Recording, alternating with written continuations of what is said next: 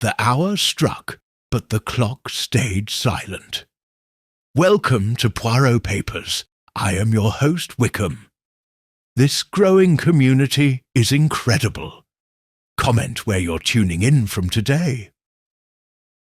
Reading your messages truly brightens my day. Let's begin. It was a peculiarly bitter March afternoon, when Lord Peter Wimsey, having taken an unfortunate wrong, turning somewhere between Chipping Wendham and the more illustrious Blundelsley-on-Farn, found himself gazing up at the ivy-throttled facade of Gallowsick Hall, a building that looked as if it had been designed by a minor Gothic architect in a particularly surly mood. The rain, in a miserably steady drizzle, patterned his driving goggles with the consistency of weak consommé, and he mused as his Daimler coughed into the gravelled drive that nothing good had ever come of taking directions from an innkeeper, whose nose was purple enough to suggest a strong reliance on spiritual guidance of the liquid variety. He stepped from the car, adjusted his scarf with the melancholy precision of one prepared to confront damp wallpaper and familial resentment, and was halfway to the rather skeletal portico when the hall's ancient grandfather clock struck, or rather, did not. It raised a half-hearted groan, stuttered a wheeze somewhere between G-sharp and despair, and fell silent. "Oh dear," murmured Wimsey, "that will never do. Either one chimes, or one embraces oblivion with dignity. This indecision smacks of modernity." The front door was opened, not, as one might expect, by a solemn butler with an expression of carved disdain, but by a young woman with eyebrows that suggested she had once aspired to the theatre, and a complexion that did not. She regarded Wimsey with the polite bafflement reserved for unexpected visitors and escaped lunatics. "I say," he began, removing his hat and offering a bow of such archaic gallantry that it caused her to blink, "I do beg pardon for descending upon your domain in such a sodden state, but it appears I've been led astray by either faulty signage or the devil himself, who I am assured enjoys rearranging country lanes." Her gaze flickered toward the driveway and the elegant car steaming faintly in the damp. "You've taken a wrong turn," she said flatly, as though the matter required no further elaboration. "This is Gallowswick. There's been, well, an incident." "Has there indeed?" said Wimsey, perking up like a spaniel catching wind of pheasant. "How very inconvenient. For the deceased, I mean. Do say it's not contagious." Her mouth opened, then closed, like that of a fish confronting a metaphysical quandary. "You're not from the police?" "Gracious, no. They wear uncomfortable boots and insist on asking questions without offering brandy. I am Lord Peter Wimsey of the Dilettante Brigade, and you are, if I may be so bold." She flushed. "Veronica Stroud. I'm Mr. Pendergast's secretary. That is, was. He's dead." "Dead?" said Wimsey, producing a monocle from a pocket as deftly as a magician revealing a dove. "How final! And was it, as the cliché demands, sudden?" "No," she said, shivering slightly. "That's just it. It was wrong. He fell down the stairs. But I don't believe it. Not really." Wimsey turned to glance through the dim hallway beyond her shoulder. Wallpaper of faded crimson clung in strips to walls that hadn't seen fresh paint since the Boer War. A large oil painting of a naval engagement hung askew, and in the gloom beyond he caught the faint scent of scorched paper. Or was it dried? "Roses? And what," he said slowly, "makes you think he didn't simply suffer the final indignity of gravity?" "It was the clock," she whispered. "It always chimes before dinner, always. But last night it didn't. And then he died." Wimsey's expression didn't change, but his eyes, grey, sharp, and inappropriately amused, narrowed. "Well now," he said, stepping over the threshold with the self-assurance of a man who once solved a murder because of a misplaced comma. "A clock that refuses to chime? That sounds suspiciously like motive, Miss Stroud, or at the very least, bad manners." And with that, Lord Peter Wimsey vanished into the stale velvet shadows of Gallowsick Hall, leaving behind the rain, the car, and any expectation of a quiet detour through the countryside. Veronica led Wimsey through a narrow hall that seemed to exhale mildew and memories. It was the kind of passageway where time had congealed into dust and odd silences, and where every footstep sounded faintly accusatory. The floorboards creaked not with age, but with a peculiar resentment, as though still offended by the recent indignity of the fall. "He died here," she said, pausing at the foot of the main staircase. It rose steeply, carpeted in the kind of threadbare runner that had once aspired to grandeur, but now looked more suited to a second-rate theatrical production of Wuthering Heights. "I found him myself, just after 8. Wimsey studied the staircase, noting the overly polished banister, the unfortunate angle at which a wall sconce tilted, and a small scuff on the lowest step. Something greyish-white, like chalk or plaster. Was he prone? Wimsey asked delicately. On his back, one arm flung out, like someone flung him.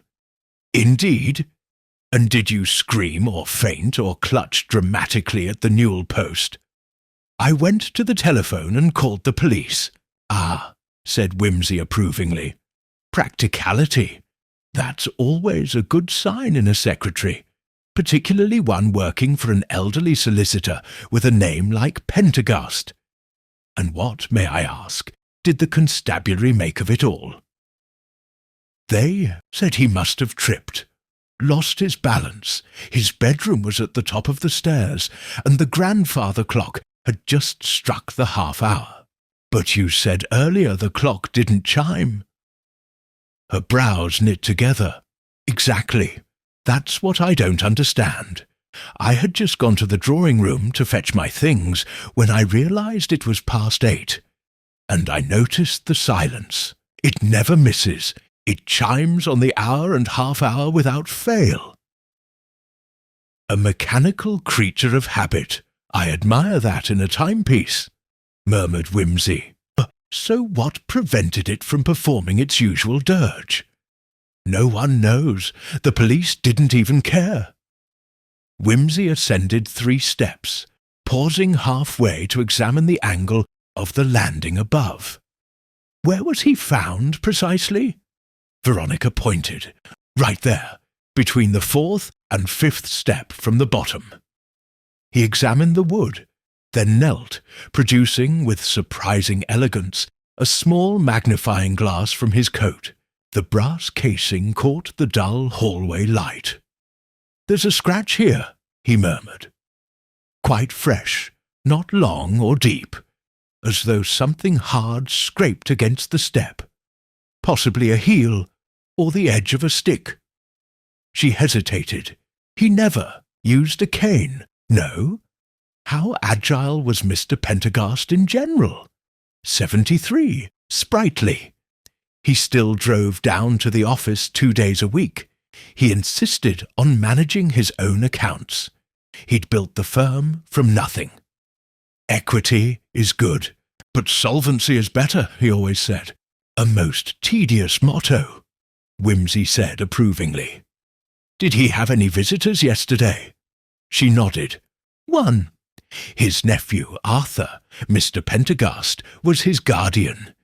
He comes about twice a month. always around the 1st, when his allowance is due. Aha! And yesterday was the 28th, but the end of the quarter. Mr. Pendergast always settled accounts on the last business day. Arthur knew. Would you describe the young man as grateful? Not especially. She pursed her lips. He's charming in that empty sort of way. Laughs too loudly. Drives too fast. Never remembers the name of the housekeeper. Which brings us, said Wimsey, straightening, to the domestic element. The housekeeper, Mrs. Keats, was located in a back kitchen that smelled strongly of boiling beef and despair. She was a tall, stern woman with hands like breadboards, and a manner that suggested she'd survived both war and worse employers. She regarded Wimsey with suspicion, which softened slightly when he admired the pattern on her ironstone teacup. Mr. Pendergast kept to himself, she said, wiping her hands on a towel with a kind of Calvinist precision. Didn't like fuss. Regular as clockwork. Up by 7, breakfast at past. He liked his toast cold. Cold toast, mused Wimsey. That's either monastic discipline or English patriotism. Had a system for everything. Cleaned. The library every Friday myself. He wouldn't have the maids touch his papers. Said they moved things about. Did he say who moved the things? Or just that they moved? He was particular, that's all. Nothing wrong with a man who likes order. Wimsey leaned against the Aga, lighting a cigarette. And did anything seem out of order yesterday? Her frown deepened. He didn't ring for his tea. 5:30, every day, a small bell. He kept it in the library. Yesterday, nothing. I thought he must be napping. Did you check? No, I wasn't to disturb him. Of course not. Heaven forbid we rouse a solicitor in the act of napping. When was the last time you saw him alive? Before luncheon. He had a tray brought up. I sent Milly the housemaid. Afterwards the bell rang, and I cleared it away. He was in good spirits. Said something about making changes to his will. But he said that before. Did he now? Wimsey exhaled thoughtfully. What a tiresome habit, to die just as one is about to alter one's testament. Milly was summoned next. A slender girl of about 18, with freckles and the unmistakable guilt of youth. She looked as though she expected to be blamed for the death, the inheritance, and possibly the weather. I only saw him the once, she insisted, twisting her apron. Took up his lunch, like Mrs. Keats said. He smiled and said, "Thank you, Milly." He always remembered names, he did. Then I left, that's all. Did you see anyone else upstairs? She hesitated. Well, she blushed. I thought I saw someone at the end of the corridor, near the drawing-room. At what time? Just after I brought up the tray. Maybe 5 minutes later. I'd gone back for the linen. And what did you see? She squirmed. Just the shape of someone. Tall, dark, moving quiet like. I thought it might be Mr. Arthur, but, well, I wasn't sure. And did Mr. Arthur claim to have left before or after that? He said he was gone by 2. Wimsey tapped ash neatly into the coal scuttle. So either Mr. Arthur has invented an early departure, or someone else was wandering about where they oughtn't to have been. Milly looked frightened. You don't think it was him, do you? I think, said Wimsey, that we mustn't leap to conclusions.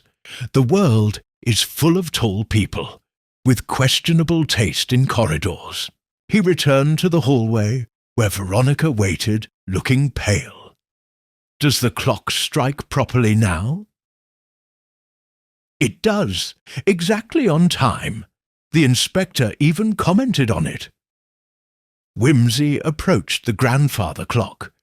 It stood in solemn dignity by the staircase, a dark oak creature with a face like a judgmental vicar. "Curious," he said. "It wasn't struck dumb permanently then. May I?" Without waiting for permission, he opened the case. The pendulum swung rhythmically. The chimes looked intact. A speck of something white dusted the inner mechanism. Plaster again, perhaps. "Miss Stroud," he said, "was anything repaired or cleaned after the accident?" "Nothing, I swear it." "Then I am inclined to believe," said Wimsey, closing the clock with a gentle snap, "that it did not chime because someone stopped it, not through accident, but design." Veronica stared at him. "But why would anyone stop a clock?" "Ah," said Wimsey with a small, delighted smile. "That, my dear Miss Stroud, is exactly what I intend to find out." And somewhere above them faintly, a floorboard creaked. Wimsey stood a moment longer in front of the grandfather clock, arms folded, expression blandly speculative. Then, with the air of one making a note to send a firm letter to the Times about the declining standards of horology, he turned on his heel and strolled back toward the library, where the late Mr. Pendergast had, by all accounts, spent the last orderly hours of his life before tumbling to disorder and death. The library was much as one might expect from a solicitor of the old school. Leaden bookcases heavy with the weight of precedent and Victorian bindings, a Turkish rug that might once have been red, and an armchair that looked as though it had developed an attitude about being sat on. A large desk stood at the centre, its surface characteristically neat, papers arranged in tight, rectangular obedience. A decanter of sherry glinted on a side table beside a cut crystal glass, half full. Veronica followed, hesitating just inside the threshold. This was the last place he was seen alive. Wimsey wandered to the desk, inspecting it without touching. Did he leave any letters, drafts, legal documents? "There was a draft will," she said. "He had me type it up the week before, but he never signed it." "Old wills are like old umbrellas," Wimsey murmured. "Everyone has one, but no one remembers quite where they left it. And the unsigned ones are always the most interesting." He glanced at the papers. One corner of the desk blotter was slightly curled, a pale square beneath it where dust had not yet resettled. "Something was here," he said. "Recently removed," she nodded. "A letter, I think. I noticed it was missing when the police let me back in." "And you didn't tell them?" "They dismissed it, said it probably fell during the fall. But I looked. It wasn't anywhere." Now we must wonder. Who took it and why?" He turned suddenly, kneeling beside the fireplace. The ashes had not yet been cleared. With a pair of tongs, he lifted a blackened scrap of paper, its edges still curled from flame. He tilted it toward the lamplight. A line of faded ink, half consumed, revealed part of a phrase. Execution of the New Testamentary Instrument. Wimsey's eyes brightened. "He tried to burn it." Veronica stepped closer. "But why?" "Not him," said Wimsey. "This was destroyed after his death. The edges are uneven, the ink too fresh. Someone tried to destroy evidence, presumably the new will. But if he didn't sign it...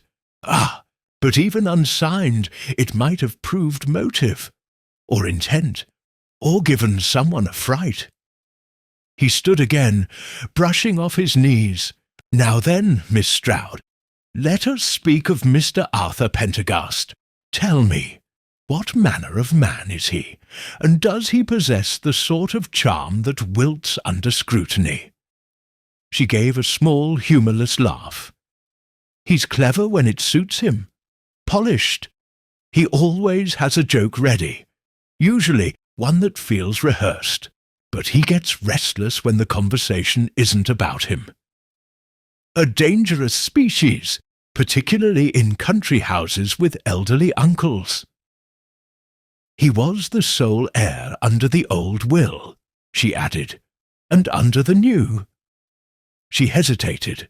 "I think Mr. Pendergast intended to leave a larger share to his niece, Arthur's cousin, Margaret, and there was talk of a charitable trust. Was young Arthur aware of this philanthropic treason? He suspected. Mr. Pendergast told him at Christmas he intended to make some changes. Marvellous! That would give a sentimental young man 3 months to fantasize about poison, garroting, or staircase sabotage." He glanced once more around the room. "What of Margaret?" "She arrived this morning. She lives in Wales, teaches piano." He hadn't told her about the new will, but they were very close. And has she too wandered the hallways and examined clocks? "No," said Veronica, looking faintly amused. "She's been with the inspector, and now she's with the vicar." Wimsey smiled.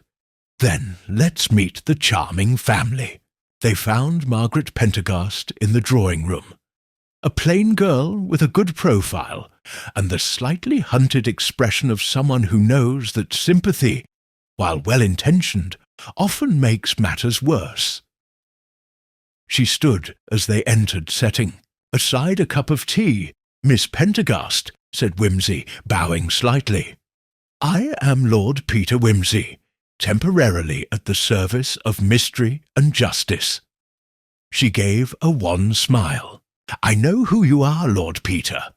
My uncle used to read about your cases and quote them back to us at Christmas, usually when someone had done something unforgivably inefficient." "A man after my own heart," said Wimsey. "I trust I'm not intruding?" "Not at all," she said, sitting again. "I'm only trying to make sense of it. The police think he slipped, but I don't believe that. He never rushed anywhere, and he always held the banister." "Were you close?" "Shush, you took Kiev." She nodded. "I spent most summers here as a child. He paid for my music education.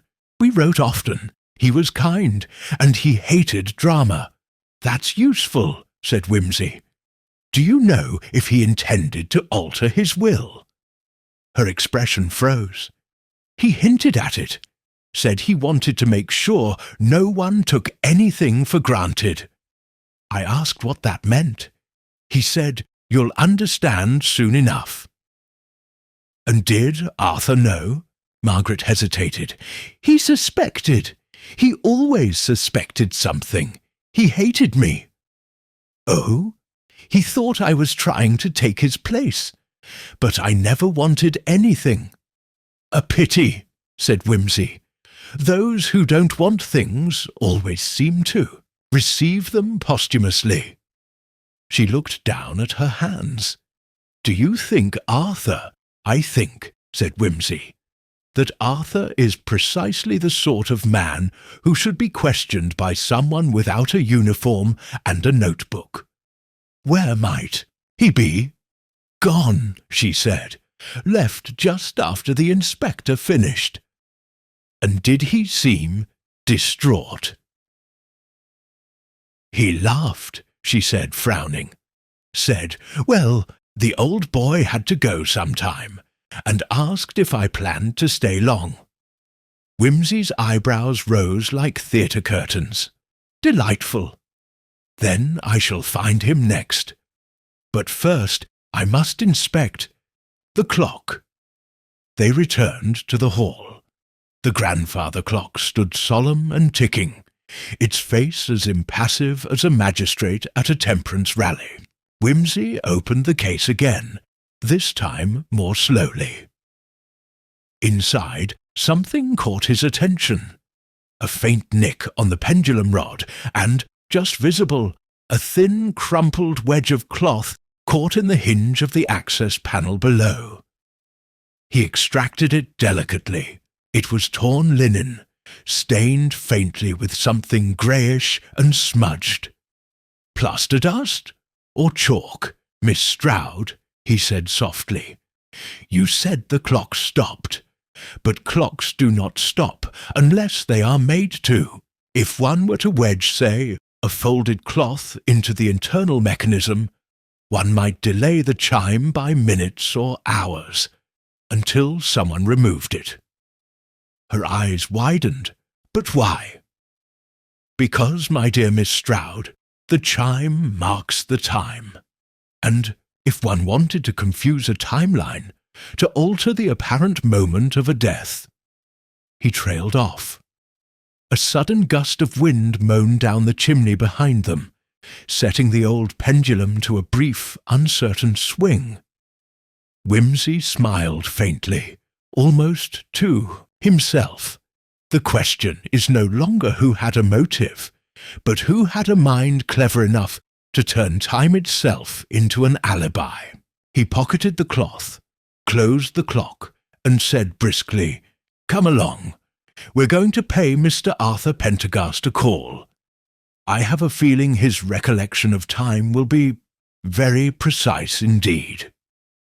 Wimsey insisted on driving himself, a fact that seemed to cause the Daimler some degree of personal offence, given the way it coughed and sulked on the narrow roads. Veronica sat beside him in silent tension, her hands tight in her lap. The mist had returned with theatrical timing, creeping along the hedgerows and softening the hills into half-finished sketches. Gallozic seemed, in retrospect, to vanish behind them with unnatural ease, as though the house, having offered its first clue, saw no need to linger in the mind. Arthur Pendergast lived, or at least lodged, in a converted coach house on the grounds of a nearby estate that had long since fallen into genteel decay, the sort of place one let out to artistic nephews, or young women of poetic inclinations who could be counted upon to pay rent only when threatened by letter. The gravel crunched under Wimsey's tyres as they pulled up. The coach house was all slate roof and draughty windows, ivy clinging to the sides like a guilty conscience. Wimsey knocked. After a pause, footsteps approached with the languid tempo of a man who knew he would rather not be interrupted. Arthur Pendergast opened the door with the faintest smirk, like someone about to lie and already enjoying it. He was tall, fashionably dishevelled, with a face that had been attractive before too many late nights, and a voice that carried the well-worn smugness of privilege and insufficient employment. "Well, well," he said, lounging against the frame. "Lord Peter Wimsey, I should have baked a cake." "That would have been a noble experiment," said Wimsey cheerfully, "though I doubt arsenic compliments almond as well as people think." Arthur blinked, then smiled in a way that suggested he was used to receiving compliments shaped like insults, but hadn't expected them quite so early in the conversation. "To what do I owe the pleasure?" Wimsey didn't answer immediately. Instead, he let his eyes rove the hallway behind Arthur. A coat, mud-spattered, was slung carelessly over a chair. A golf club lay abandoned on the floor. "You left Gallozic early, I hear," Wimsey said. "In a hurry?" Arthur shrugged. "Had things to do. Uncle Reggie wasn't going anywhere." "Quite the contrary," said Wimsey, stepping over the threshold without invitation. He was going, rather abruptly, downstairs. Arthur's smirk thinned. "I already spoke to the police. They're satisfied it was an accident." "Quite, and so they should be. After all, the story is so neat. Elderly man, steep stairs, no witnesses, except, of course, for a housemaid who saw someone wandering the corridor well after you claim to have left." Arthur shut the door behind them. "Milly, she wouldn't know the back of her hand from a doorknob. Probably saw shadows and imagined the rest. Perhaps. Or perhaps someone was trying to make their exit before the chime of the clock." Arthur's face remained neutral, but something in the air shifted. Something tightly coiled and alert. "I'm not sure I follow." Wimsey smiled and turned a slow circle in the cramped sitting room, noting the mismatched furniture, the stale scent of whiskey, and a sheaf of unopened mail on the sideboard. A fireplace crackled with false cheer. Above it, pinned with the aesthetic flair of a second-year art student, was a photograph of Arthur with an older man, Reggie Pendergast, one hand on the young man's shoulder, looking not quite at ease. "Tell me, Arthur," Wimsey said casually, "how many clocks do you own?" "None." "Why?" "Because the clock at Galasick was interfered with. Wedged, tampered, or otherwise bribed into silence.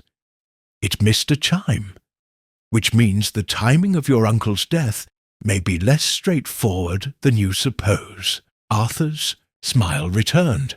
"So what? It was just a clock." "No, no, my dear boy. It was the clock. The one the inspector asked about. The one that established the hour of the fall. The one that, conveniently, didn't chime when it should have. A clock, like a witness, may be silenced, but it still leaves questions." Arthur dropped into a chair, legs crossed. "Are you accusing me of murdering my own uncle with a clock?" "Not with a clock. That would be novel. But perhaps with the idea of time. That's a rarer weapon. You claimed to have left at 2:00, yet someone saw a man of your general shape and height wandering about past 5. And while we cannot rely on Milly's observational prowess, we can rely on your motive." Arthur's voice cooled. "This is all very colourful, Lord Wimsey, but you're wrong. I left after lunch. I said goodbye to Uncle Reggie in the library. He was drinking his sherry and muttering about charitable trusts. I smiled, nodded, and went home." Wimsey turned towards the photograph again. "What did you think when he told you he intended to change his will?" Arthur hesitated. "He said that every 6 months, usually after I asked for money." "Did you ask this time?" Arthur didn't answer. He stood up abruptly. "I think you've made your point. You're digging for something that isn't there." "Oh, it's there," said Wimsey lightly. "The question is whether you'll admit it before I find the person who helped you." That got a reaction. Arthur froze, and for the first time the mask cracked. "What do you mean?" "You had help," Wimsey said calmly. "Someone who knew the house well. Someone who could slip a cloth into a clock. Who knew when the staff wouldn't be near the landing. Who could burn a letter in the grate while the police were upstairs." Arthur's voice was a whisper. "There's no proof." "Oh, but there's always proof," said Wimsey, turning to go. "Some of it just needs to be uncovered in more poetic ways." He opened the door. "One last thing. How did you know the clock had stopped?" Arthur blinked again. "You just said so." Wimsey smiled. "I did, but only after you did." He left Arthur standing in silence, the door swinging shut behind him like the last note of a badly tuned piano. Back in the car, Veronica turned to him. "He lied," Oh yes, badly, with flair, but no finesse. You think he did it? Duets, or say he facilitated it. But the orchestration, I suspect, is elsewhere. Arthur may be many things, but not subtle. Then who? Miss Stroud, said Wimsey, lighting a cigarette and exhaling with thoughtful pleasure. Have you ever noticed how the cleverest conspirators always hide inside the most banal relationships? Secretaries, cousins, vicars, widows, they hold the keys, because no one ever suspects the person who files your letters and boils your tea. She gave him a sidelong glance. You think I— Good heavens, no. But someone wanted Mr. Pendergast's timing altered. And if time was altered, then someone else's presence had to be concealed. They drove in silence for a moment. Where, now? Veronica asked. To the vicarage, Wimsey replied, where Miss Margaret Pendergast is mourning. I suspect she's about to remember something very peculiar about the night her uncle died. The vicarage at Blundelsley was the sort of place where even the rose bushes looked apologetic.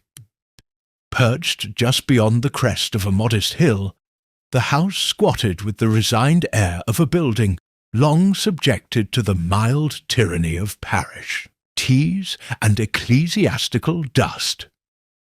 Wimsey arrived with the same cautious enthusiasm he reserved for attending amateur theatricals, prepared to be disappointed, but alert to the occasional flash of brilliance. The Reverend Thomas Hargreave greeted him with a handshake that attempted sincerity, but overshot into clamminess. He was a man whose collar looked tighter than his conscience, and who had the disconcerting habit of answering every question with "well now," followed by a pause so long one suspected him of navigating a spiritual footnote. Miss Pendergast is in the morning room, he said after a brief and uncomfortable series of introductions. She's taken the news rather soberly. Good girl, dignified. I do hope you won't upset her. I never upset anyone, said Wimsey breezily. Only their assumptions.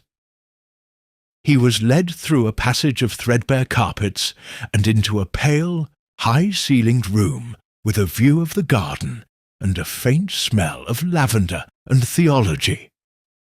Margaret sat by the window with a notebook open in her lap, though whether she was writing or merely using it to appear occupied was unclear. She looked up at his approach and set the book aside. You came, she said quietly. I wondered. It's one of my more persistent habits, said Wimsey. Arriving where I'm not expected and asking questions no one particularly wants to answer. May I sit?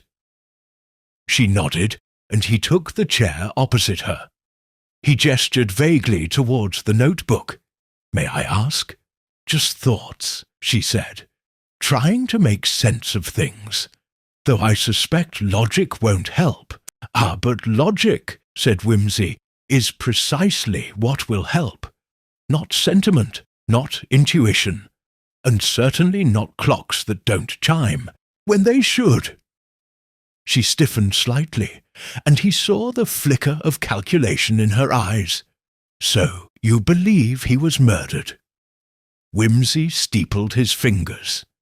Let's say I believe in inconsistency, and where inconsistency flourishes, motive tends to bloom like mildew in a damp cellar. Your uncle was changing his will. He died before signing it. The clock that would have established a reliable time of death mysteriously fell silent. A letter, presumably important, vanished. A burnt fragment was found in the library grate. Someone tampered with the mechanism. Margaret was silent. He leaned forward slightly. You told me you were close to your uncle, that you admired him. I did, and yet He died at a moment curiously convenient to certain individuals. You inherit more under the new will." Her eyes widened. "I don't know. He never told me." "But you suspected?" "Yes," she admitted. "I suspected, but I never asked." "Because you trusted he would do what was fair?" "Yes." He studied her for a moment. "You knew Arthur resented you." "Everyone knew. Did your uncle ever express concern about him?" "Not directly. He thought Arthur was careless, vain. He once said Arthur had an instinct for mischief, but not for murder." "Oh, interesting distinction. Did he ever speak of anyone else? Any trouble at the office?" Margaret hesitated. "Not trouble exactly, but he once mentioned that Veronica was too loyal." "Too loyal? That sounds almost commendable." "He meant she knew things she shouldn't, and kept them." Wimsey sat back, tapping his fingers lightly on the armrest.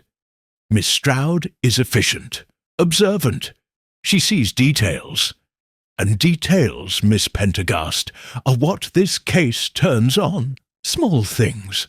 A door left ajar. A piece of cloth. A half-burnt page." He rose. "Thank you. You've been most helpful." Margaret stood as well, frowning. "You think Arthur did it, but you think someone helped him. Don't you?" "I think," she said slowly, "that whoever killed my uncle didn't just want him dead. They wanted him silent, before he could speak, before he could act." He smiled at her.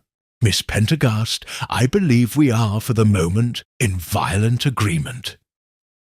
Back at Gallozick Hall, the light had shifted into a dull amber. The house had settled into that peculiar afternoon silence that seems to sigh with relief at having survived another day of polite deceit. Wimsey entered without knocking. Mrs. Keats appeared from the servants' corridor with a look that suggested she'd already formed a list of things she would not be answering. "Where is Miss Stroud?" "In the study," she said. Said she had some filing to finish. Wimsey thanked her and proceeded down the hall, the grandfather clock now ticking with solemn regularity. He paused before it, considered its restored rhythm, and then continued on. He found Veronica at the desk, pen in hand, posture precise. "You've returned," she said, glancing up. "Like a bad penny." She gestured at the files. "I was trying to restore some order for the probate solicitor." Wimsey walked past the desk and stopped before the small cabinet that held the legal records. It was locked. "May I ask what became of the new will?" "I told you," she said. "It was never signed, but he drafted it. Where is the draft?" She hesitated. "I don't know. It wasn't in the desk." "No, but it was once. There's a rectangle on the blotter where something lay undisturbed until very recently. I didn't move it." Wimsey turned toward her. "But someone did. After his death. Before the police came. Someone had just enough time to remove the draft and burn it, but not thoroughly. Just enough time to remove the wedge from the clock mechanism and make it chime again on cue." Veronica stood slowly. "You think I helped him?" "I think," said Wimsey softly, "that Arthur doesn't understand how clocks work. But you do, and that your loyalty to Mr. Pendergast made you uniquely attuned to the danger he was in. You knew he planned to disinherit Arthur. You may even have warned him." Her eyes were unreadable. "You think I killed Mr. Pendergast?" "No," said Wimsey. But I think you enabled it. Perhaps not knowingly. Perhaps you were manipulated, but you helped set the stage. The question is, what did Arthur promise you in return?" She flinched. "Nothing," she whispered. "He promised nothing. But he said if I helped distract the staff, he'd speak to his uncle, make peace. He said he only needed a day moment. He said he wouldn't hurt him." Wimsey was very still. "You wedged the cloth into the clock." She nodded. "I'm sorry," she said. "I didn't think it would matter. I thought it was just to throw off the housekeeper. Give him a few minutes alone." "You gave him 10, said Wimsey, "and that was enough." She sank into the chair, her face pale. "I didn't kill him." "No," said Wimsey gently, "but you gave the killer time." He crossed to the window, hands in his pockets, gazing out over the bleak garden. "And now we know how the timing was altered. Arthur will say you acted alone. You'll say he misled you. The police will dither. But somewhere in the burned remains of that letter and the scuff on the stair is the truth." He turned back to her. "Tell the inspector everything. Spare yourself what little humiliation remains. You may not be innocent, but you're not beyond redemption."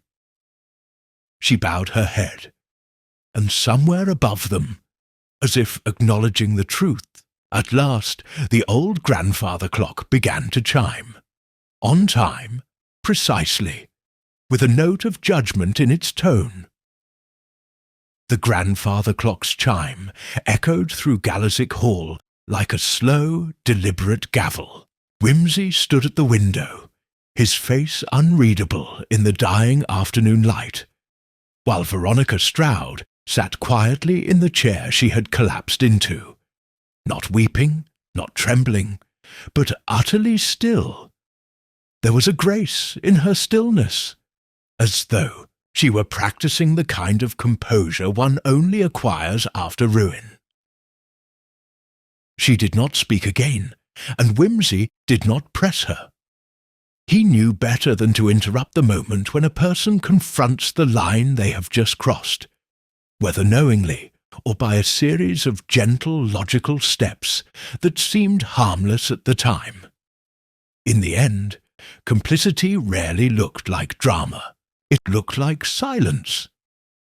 Eventually, he left her and made his way to the telephone in the hall, a stately black device mounted on a table that also bore a dusty brass lamp and a small ignored vase of dried carnations.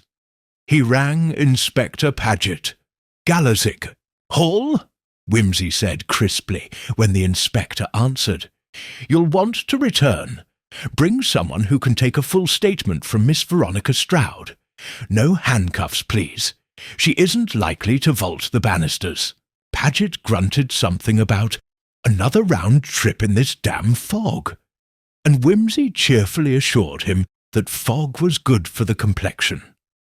He hung up, lit a cigarette, and wandered back toward the stairs.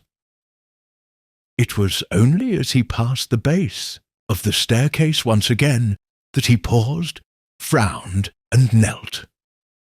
He ran a gloved finger along the edge of the lowest step and examined what it collected. A thin film of waxy residue and something else, fibrous, almost hair-like. He brushed it into a handkerchief and folded it away, his brow furrowing faintly. By the time Inspector Paget arrived, boots clomping and moustache bristling, the hall had returned to its habitual gloom. Mrs. Keats muttered something about the scent of judgment and retreated into the kitchen with the determined stride of a woman preparing soup for the Last Supper. Veronica, to her credit, told the inspector everything. Not quickly, not dramatically, but thoroughly. Paget listened, scribbled, and occasionally snorted in the way men do when they wish to convey disapproval, but have not yet decided whether it will be administrative or moral. When she finished, he looked up at Wimsey. "And you believe her?" "I believe she helped stage the timing, yes. But I do not believe she killed Reginald Pendergast. She may have given Arthur opportunity, but she did not push him." Paget nodded slowly. "We'll have someone sit with her until we know what the Crown wants. You think the boy will bolt?" "Arthur?" Wimsey's smile was dry. "He's not the bolting type. He'd rather charm his way through a situation, then write a self-congratulatory poem about it. No, if anything, he'll return to the hall. He won't be able to resist the drama." And as if on cue, the front bell rang. Paget looked startled. Wimsey did not. "Allow me," he said. He opened the door to find Arthur Pendergast framed in the fading light, collar up, expression casually disdainful, as if the weather had been arranged to inconvenience him personally. "I assume," he said without greeting, "you've come to a conclusion." "Oh, yes," said Wimsey, "but I was rather hoping you'd help us draw it." Arthur stepped inside. "If you're trying to pin this on me—" "No," said Wimsey, "no pinning, merely arranging. Shall we?" In the library, Wimsey gestured to a chair. Arthur took it with the air of a man granting a favour to a lesser creature. Paget stood by the door, notebook in hand, but it was Wimsey's show now. "You were in this room, were you not, at approximately 5:30 the day your uncle died?" Arthur folded his arms. "I've already told you." Yes, you said you left at 2. Unfortunately, your alibi unravels rather spectacularly under even modest scrutiny.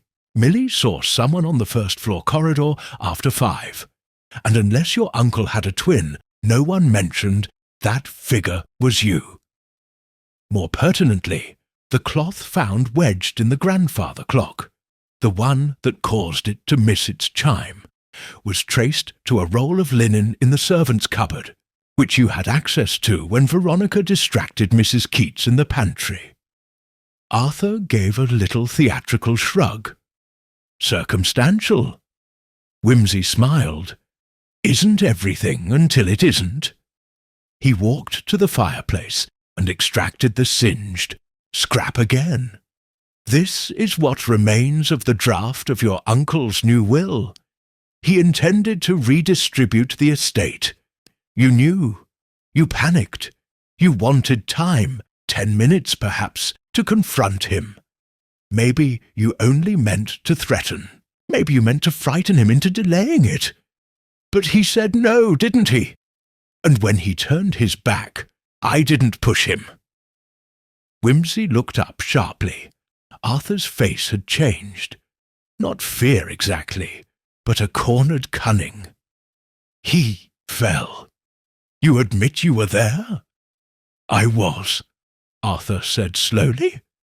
"Yes, I was in the library. I was angry, but I didn't kill him." "Then who did?" Paget demanded. Arthur swallowed. He turned to leave, said he had nothing more to say. I followed him into the hallway. He was halfway up the stairs when someone came down fast from the landing, startled him.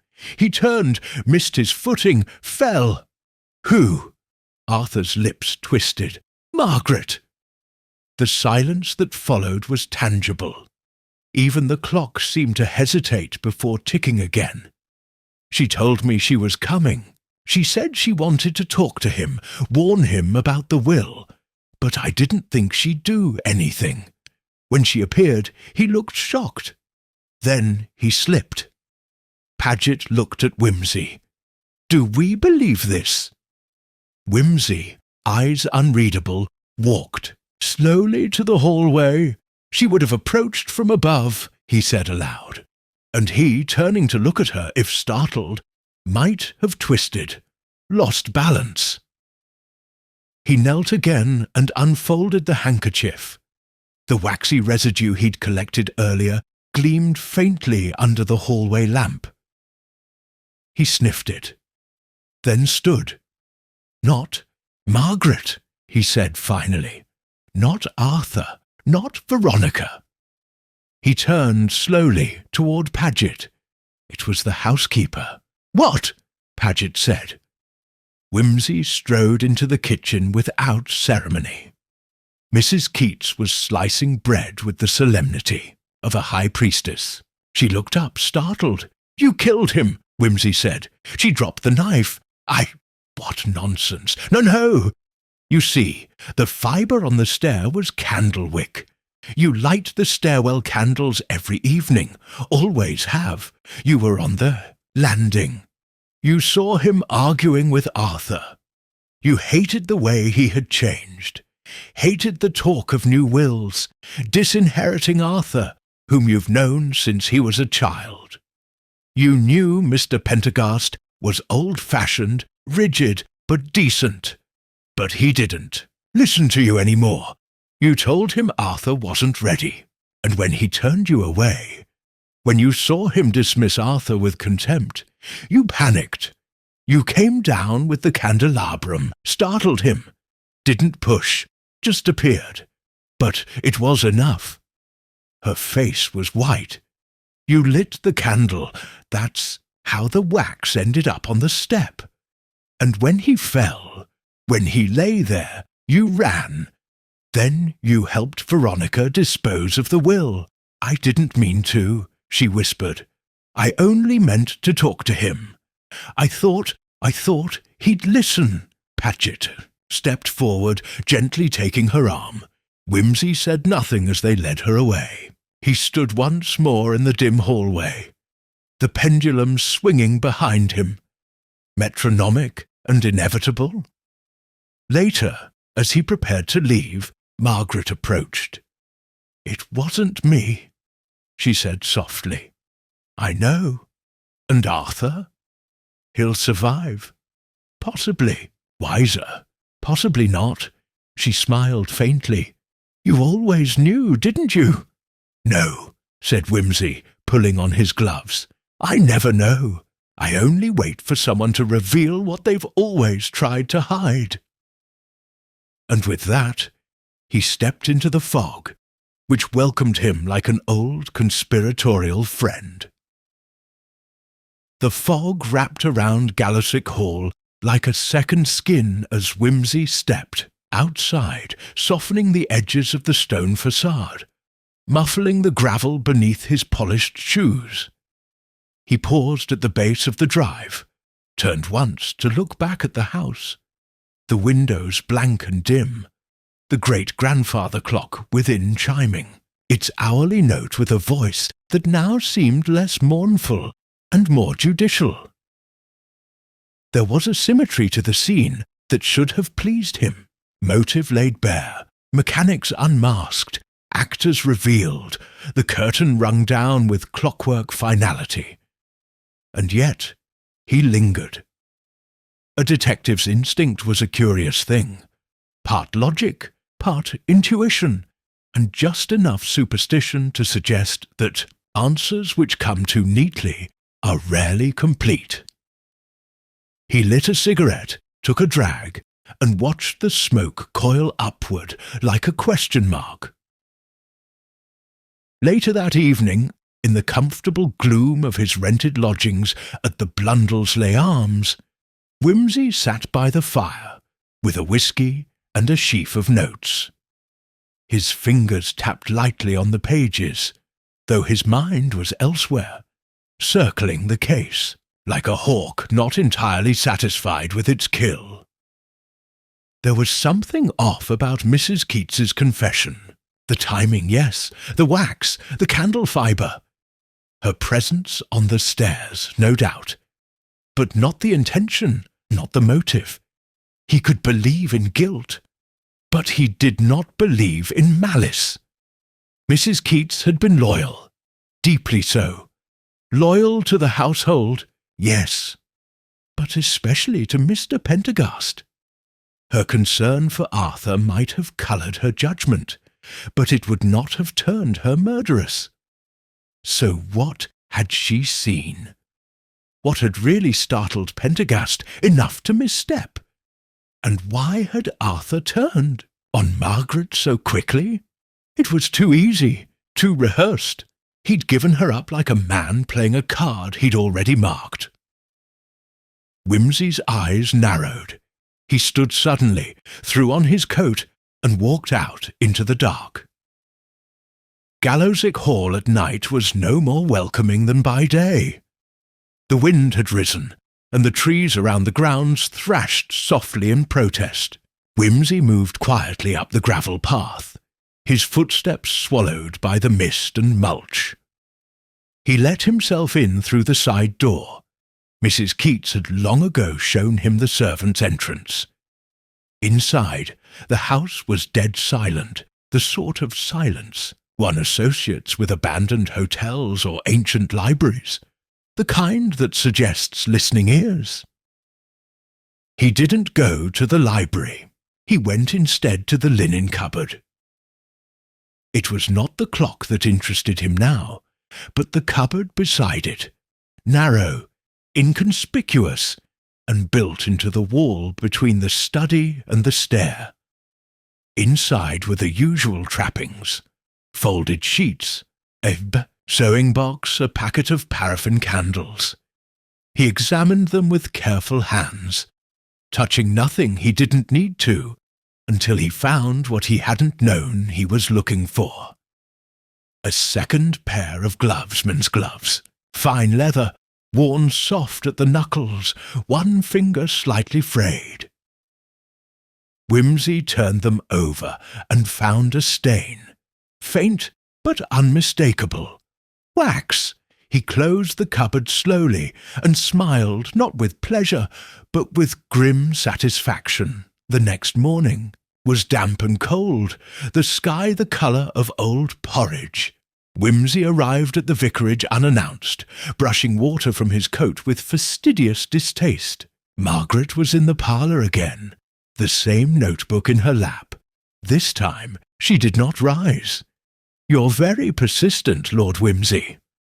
"It's one of my most irritating virtues." She gestured for him to sit. "I hear Mrs. Keats confessed." "Not did. Brave of her. Quite moving. I expect the magistrate will weep into his sentencing robes."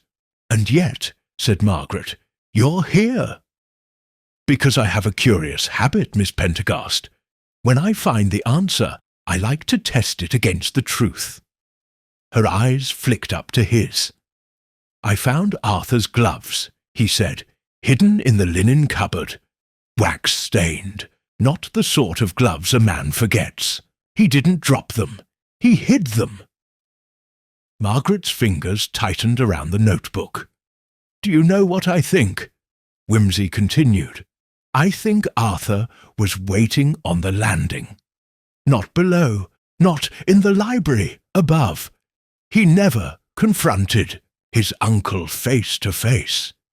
He waited, perhaps holding a candle, perhaps not. Mrs. Keats saw him, but only indistinctly, only briefly.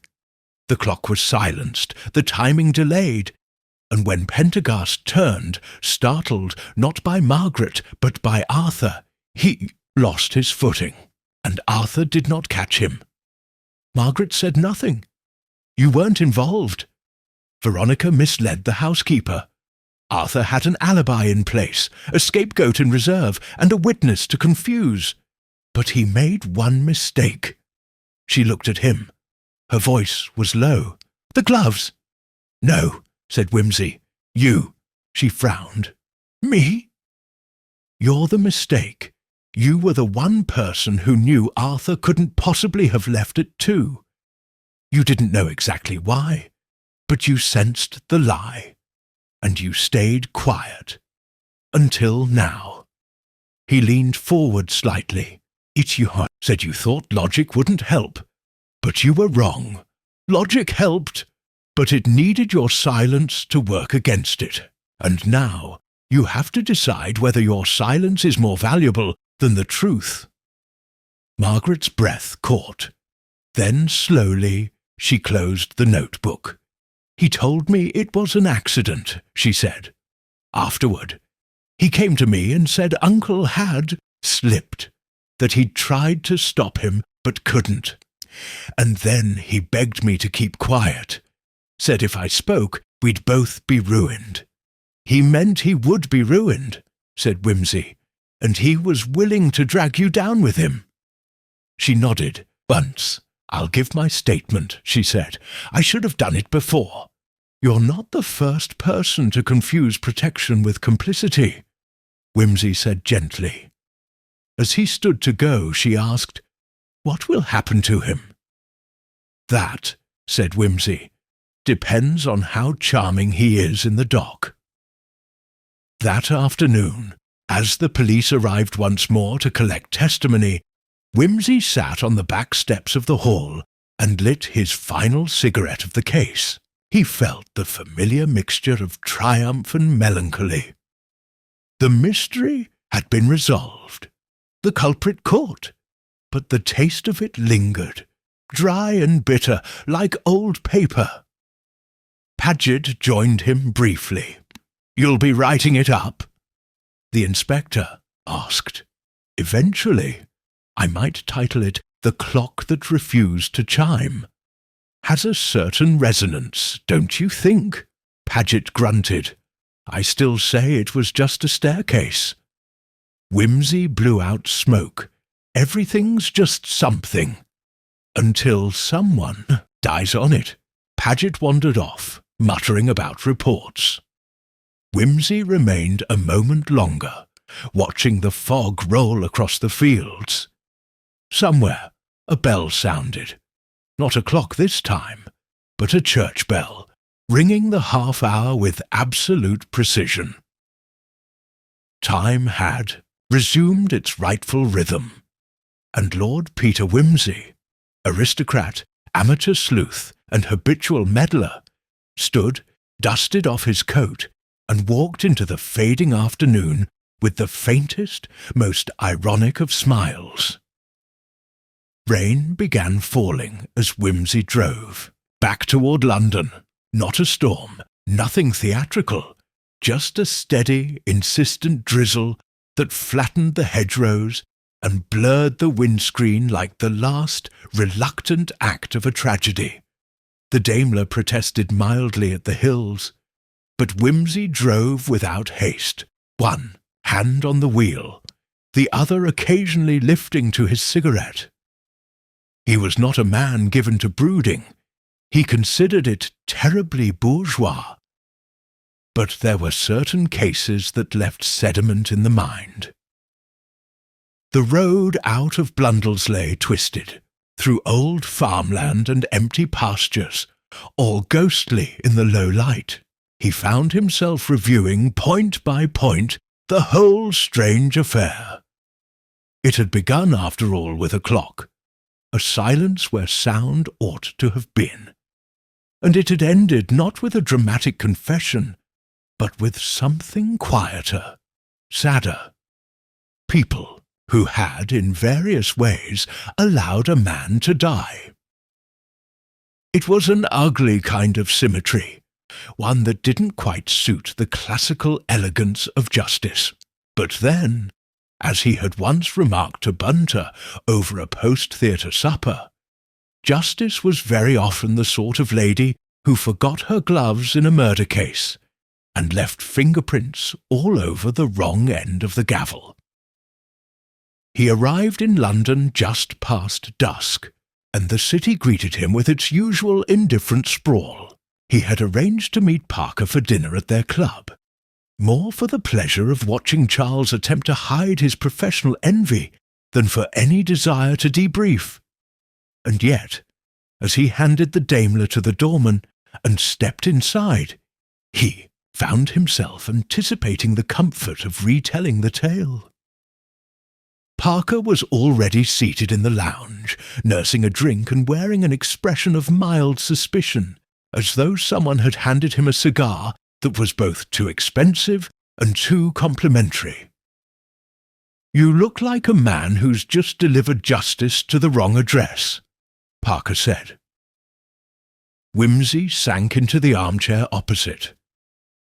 "I've delivered it," he said, "but I can't promise anyone inside signed for it." Parker raised an eyebrow. "That bad?" No, not bad, just complicated. Nobody likes complicated justice. It doesn't fit in newspaper columns." He recounted the case in long, looping detail, leaving in the dry observations, the misfiring chimes, the wax and linen and gloves. Parker listened, interrupting only once to ask if Margaret Pendergast had really kept silent out of loyalty, or something more florid. Not love, Charles. Nothing as theatrical. But she'd grown up in that household. Her uncle was a figure of certainty. When that certainty began to wobble, new wills, lost traditions, she couldn't quite bear to be part of its undoing. Even when it got him killed? Wimsey looked into his drink. Especially then. They dined, a decent roast, overdone parsnips, and afterward, with coffee in the library, Parker leaned back and said, "You don't think it was premeditated, do you? Arthur's part was planned. The clock, the alibi, the distraction, the fatal push? No, I believe Pendergast startled, stepped back, misjudged. Arthur might not have intended it, but he chose not to prevent it." Parker considered that. And the housekeeper? Meant only to confront him. To plead, perhaps. But guilt isn't always about intention. It's about contribution. Mrs. Keats opened a door Arthur had already planned to walk through. Parker gave a grim smile. "Very Sayers of you." "Indeed," said Wimsey. "I try to keep things properly literary." They sat in silence for a few moments, the fire crackling softly beside them. Then Parker said, "I do wonder what the old man would have said had he known how it would end. Something pithy and tragically accurate, no doubt." Wimsey sipped his coffee. Or he might have quoted Horace. "Pallidamors equo pulsat pede pauperum tabernus regumque turres." Death knocks equally at hovels and towers, though in this case he was practically invited in. Over the following days, the story was picked up in the broadsheets. "Solicitor's fatal fall. Time of death, key to puzzle," read one. Another suggested that the family were relieved the matter had been clarified, which made Wimsey laugh aloud. Clarity, in his experience, rarely prompted relief. Arthur Pendergast was formally charged. The Crown, not blind to nuance, did not press for murder, but manslaughter, with a recommendation for psychological review. Margaret's statement was considered pivotal. Veronica Stroud received a caution, her involvement deemed contributory, but not malicious. She resigned from the firm, such as it was, and vanished to the north, reportedly to take up work in a solicitor's office in Leeds. "Where clocks," she wrote to Wimsey, "are dull and punctual, and the past is not invited to tea." Keats retired quietly to a cousin's house in Cornwall. No charges were brought against her, but she carried the burden anyway. Some burdens, Wimsey reflected, required no legal reinforcement. Margaret, it was said, returned to her piano teaching. She sent him a single letter in a neat musical hand. "Thank you. I am trying not to mistake silence for peace. You were right. Logic does help, but only once one has the courage to apply it to oneself." He tucked it into the back of a book of verse, and thought of her sometimes when the hour was late, and the city clocks all chimed at once, like a verdict. A week later, Bunter brought in the afternoon post with the solemnity of a minor state funeral. "Shall I open them, my lord? Only the ones that appear to be bills or threats of litigation." Bunter paused. "That leaves only one envelope, my lord, hand-addressed. Smells of ink and something unpleasantly botanical." "Ah," said Wimsey, reaching for it, "the day true currency of consequence." He opened the envelope, unfolded the letter, and read it in silence. Then he smiled, just faintly, and not without a touch of something like regret. "Well," he said, setting it down, "it appears the late Mr. Pendergast left a codicil after all, a final page, witnessed, dated the day before his death. It leaves a small sum to Margaret, an even smaller one to Arthur, and the bulk to a charitable trust for young lawyers without patronage." "How uncharacteristically just," Bunter remarked. "Justice," Wimsey murmured, "is the one will that never goes unsigned, and somewhere far off, in a damp country hall, whose clocks now chimed with perfect and unnecessary regularity, time ticked forward again." Spring, in its most reluctant and indistinct form, had crept into London by the time Wimsey received word that the inquest was complete. The coroner's verdict, handed down with all the stiff solemnity of British understatement, was death by misadventure, with contributory negligence, a phrase which, Wimsey noted, sounded like the sort of excuse one might use for losing a boot during fox hunting, or accidentally setting fire to a summer-house. Not for falling to one's death down a flight of stairs, betrayed by silence, timing, and too much inherited confidence. Still, it was tidy enough for the public's appetite. The press had moved on. One column noted the oddity of a solicitor's death entwined with clockwork confusion. But the larger newspapers had diverted their attention to a scandal involving a bishop, an actress, and a cigar-cutter. The Heidersche English imagination, Wimsey reflected, preferred sin over accident, lust over timing. It was simpler to swallow. He did not attend the proceedings. There would have been no reason, no ceremony, no need for the meddling aristocrat who had disrupted the narrative everyone had just begun to accept. Instead, he remained in London and returned to his usual diversions. An amateur chess match at the Reform Club, a dreadful performance of Medea at the Old Vic, and an excursion to inspect a first edition of Don's sermons that turned out, tragically, to have been rebound in Birmingham. He entertained guests with a mixture of distraction and charm, and resolutely avoided thinking about Gallows Hall, until Margaret's second letter arrived.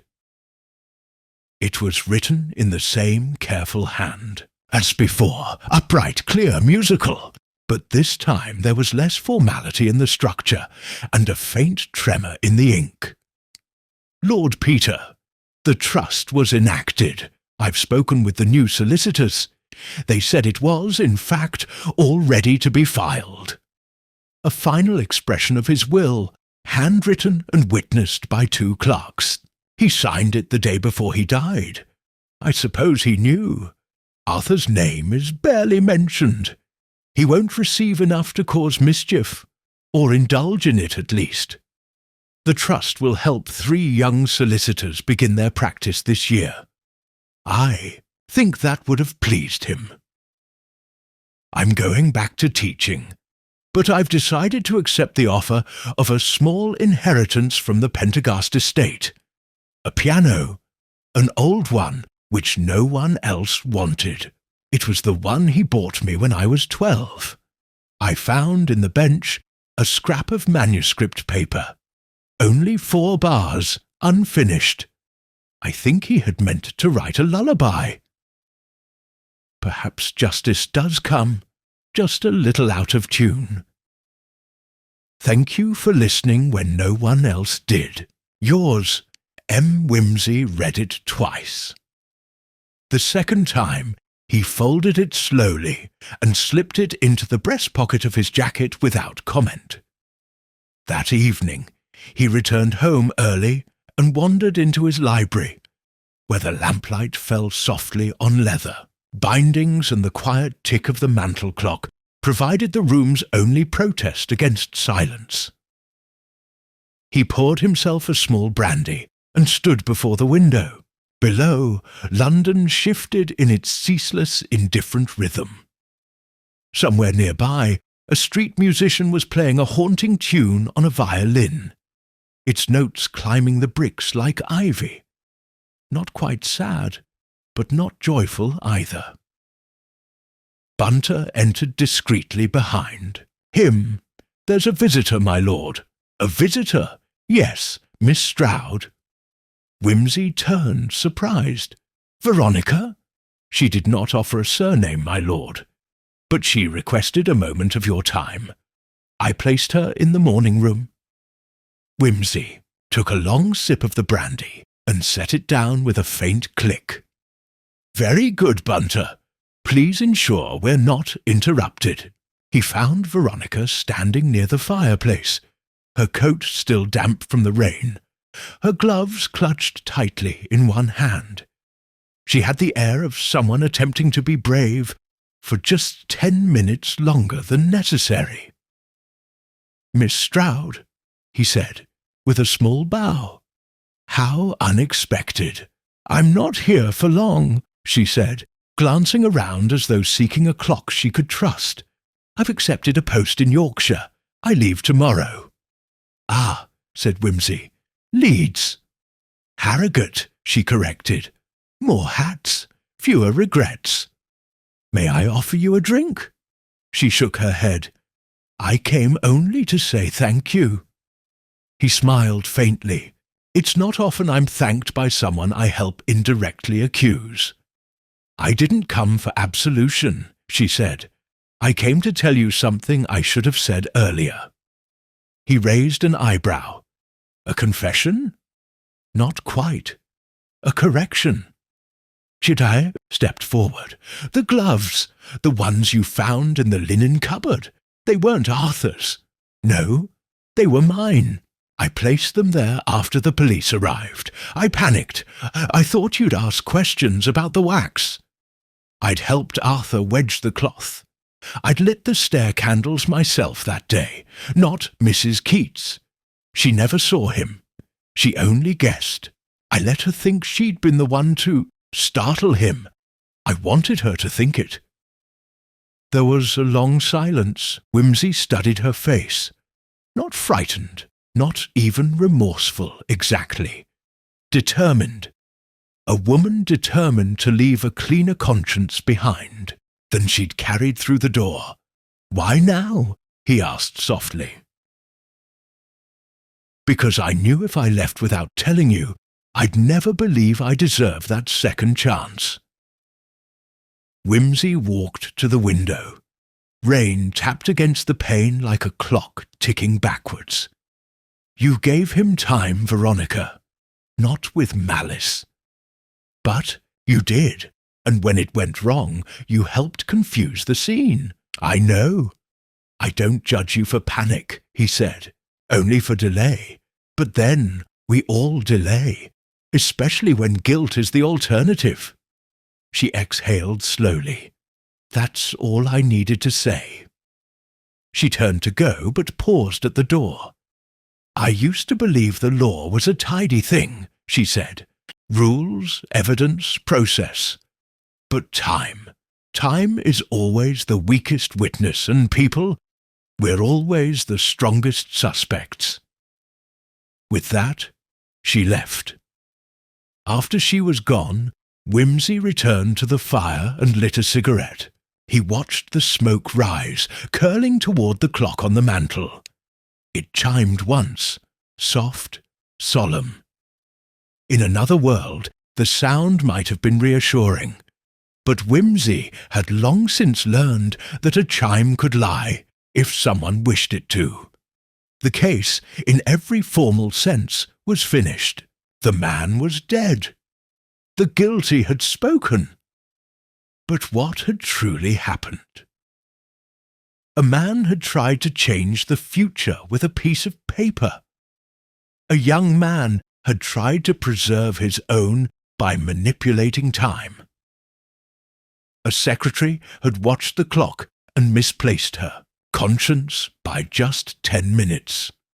And a detective, arriving too late to prevent it all, had simply followed the trail of silence. Justice had been served, or something close enough to let the world go back to sleep. Wimsey leaned back in his chair. He murmured a few lines from Donne. Must to thy motions lovers' seasons run? Saucy pedantic wretch, go chide late schoolboys and sour prentices. The clock ticked on. The city turned the page, and Wimsey, as ever, waited for the next misalignment of time and motive to call him back to the chase. The following morning, the world resumed its habitual ticking with that curious British optimism that suggests a bad cup of tea and a brisk walk can make any tragedy seem respectable. London, grey, rain-polished and unflinchingly indifferent, greeted Lord Peter Wimsey with a light drizzle and the low murmur of carriage wheels and early clerks. He dressed with particular care, grey worsted suit, deep burgundy tie, and a silk handkerchief folded with unconscious precision. There was no case to chase now, no looming alibi to unravel, and yet there was a peculiar restlessness in his fingers, as though the mind still turned over the case like an unfinished crossword clue. Over breakfast, he scanned the Times without real attention. The usual chaos masquerading as news, inflation, empire, the latest recommendations of the Ecclesiastical Commission. He reached the obituary section, habit, not morbid interest, and noted a brief line: Reginald Pendergast, solicitor, age 73, private service held in Wiltshire, donations to the Society for Junior Barristers in lieu of flowers, no mention of cause, no hint of clocks, stairs, or whispered timing. The past, when well managed, became curiously antiseptic. Bunter entered quietly. "You have a visitor, my lord." "Do I?" Wimsey folded the paper. I was beginning to believe everyone involved in this case had either confessed, vanished, or published memoirs. "It is Miss Pendergast." "Indeed." He looked mildly surprised, though not unpleasantly so. "Show her in."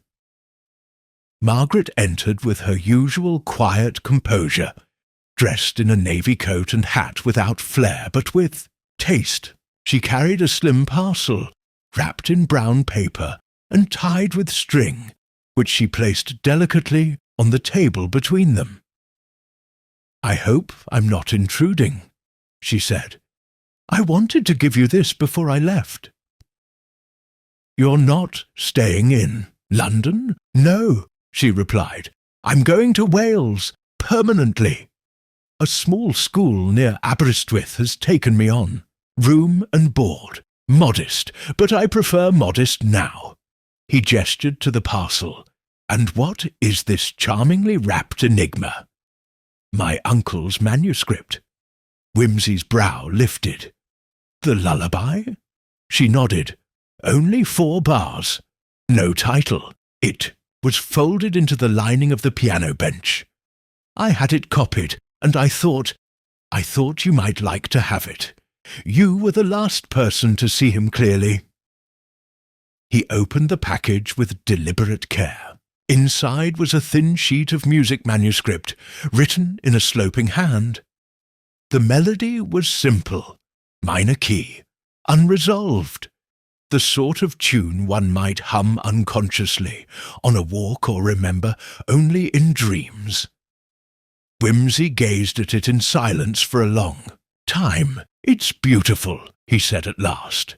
"It's incomplete," Margaret replied. "Ah," said Wimsey, folding it carefully again. "But then, so are most things." She smiled faintly. "I wanted to tell you something. Not confession, not guilt, just understanding. After you left the vicarage, I realized I had made peace with my uncle years ago, long before the will or the fall. But I hadn't made peace with myself. That," said Wimsey, "is the far trickier opponent." She stood. "I think it's easier when you no longer expect the past to apologize." He escorted her to the door. Outside the rain had ceased, and the pavements gleamed like slate. She paused at the threshold. "Do you believe Arthur meant to kill him?" Wimsey did not answer immediately. "I believe," he said carefully, "that Arthur meant to confront, to intimidate, to delay the inevitable. But I also believe that when the moment came, and his uncle fell, Arthur let time take the blame." She nodded. "Then that's enough." He watched her walk away down the square, her step unhurried, her coat swinging gently with motion. She did not look back. That afternoon, Wimsey found himself wandering the British Museum. Not with intent, not even curiosity, merely with the need to let the mind drift through ordered things. He passed through the Egyptian rooms, through dusty glass cases containing gods no longer feared and mummified cats who had once been sacred and now merely looked bored. He paused in the horology room, a quiet chamber tucked near the back, where clocks of every conceivable shape ticked or sat silently like mute jurors. An orrery spun with cosmic patience beside a 17th-century bracket clock that marked the hours with a mechanical angel banging a cymbal.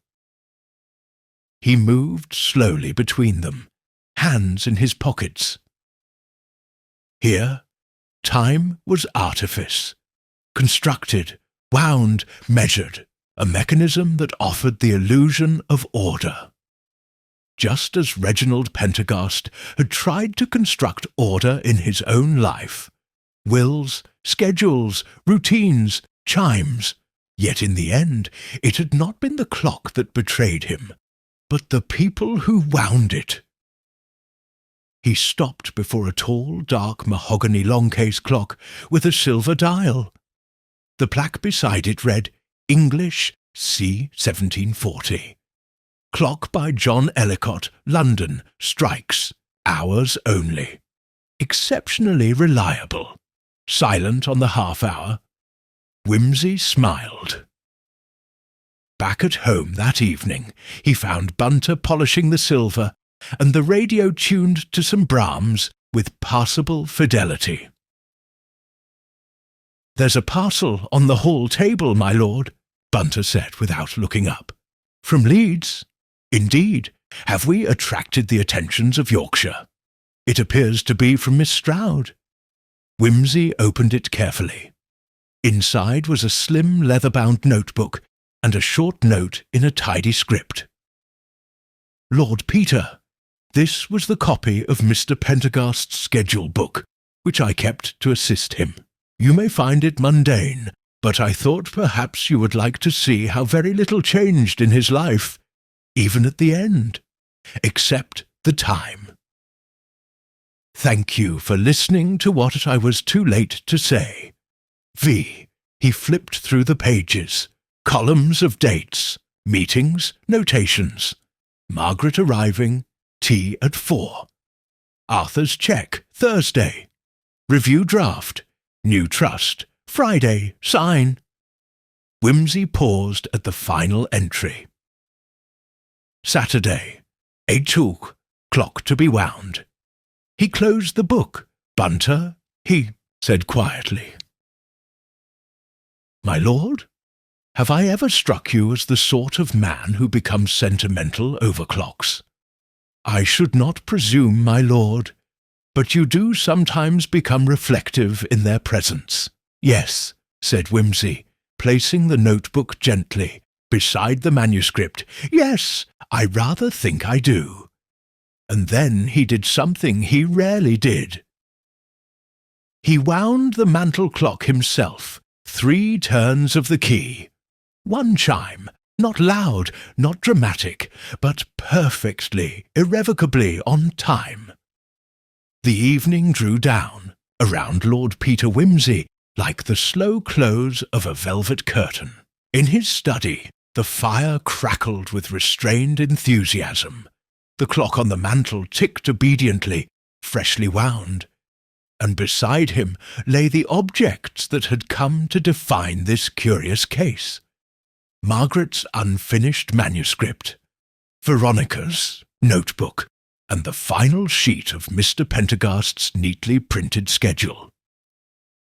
Wimsey sat in his armchair, fingers steepled, eyes half closed, not in sleep, but in that curious meditative state in which the mind plays its final notes of deduction, not aloud, but inwardly, with perfect harmony.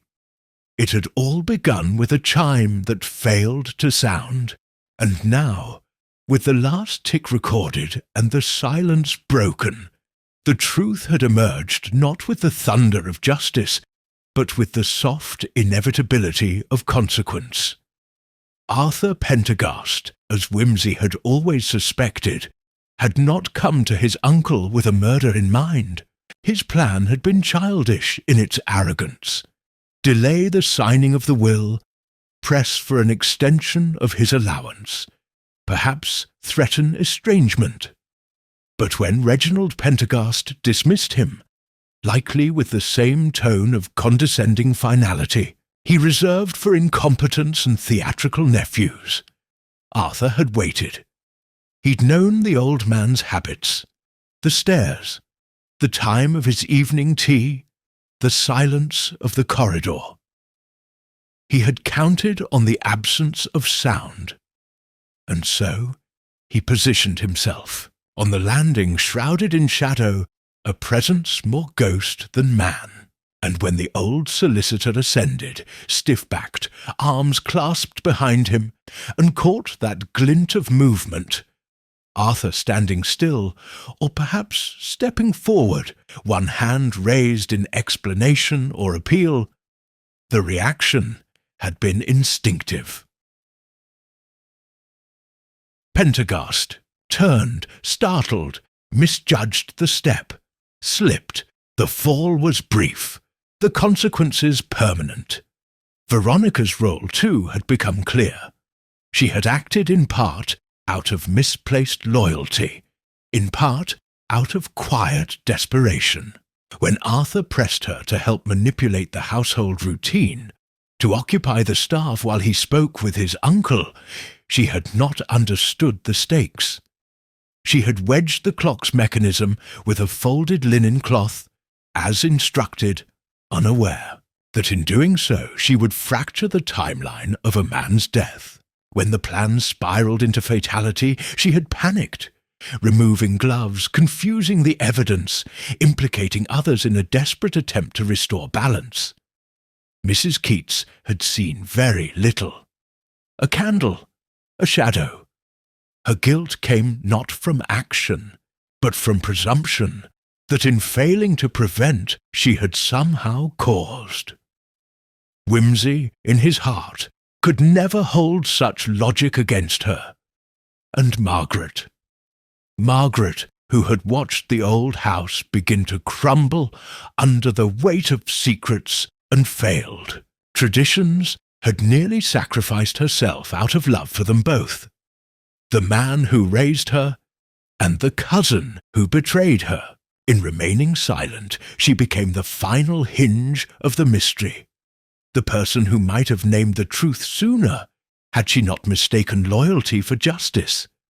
But in the end, they had all told the truth, in pieces, in shadows.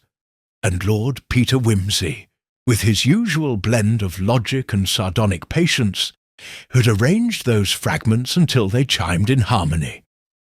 The police had made their arrests. The Crown Prosecutor was content with his charges. Society had nodded and returned to its usual pursuits, yet Wimsey lingered. He looked now at the clock, its face clean, hands precise. It had refused to chime once, not through failure, but through interference. It had been silenced, not by design, but by a very human flaw, the belief that time itself can be bent to preserve what one fears losing. Reginald Pendergast had built his life around order, around minutes, schedules, margins, and in the end he had died in the very interstice between seconds, before the next chime could proclaim the hour and confirm his survival. How oddly fitting! Wimsey rose, crossed to the desk, and placed the manuscript beside the notebook. He read the final notations one more time. Saturday, 18th. Clock to be wound. Saturday, 8:10. Tea, Margaret. Saturday, 8:30. Final trust. Revision. No further delay, no further delay. The truth had arrived in the end, as all truths do, not when summoned, but when time could no longer hold it back. Wimsey extinguished the lamp. The clock struck 9. This time it did not hesitate. The chime was clear, measured, and final.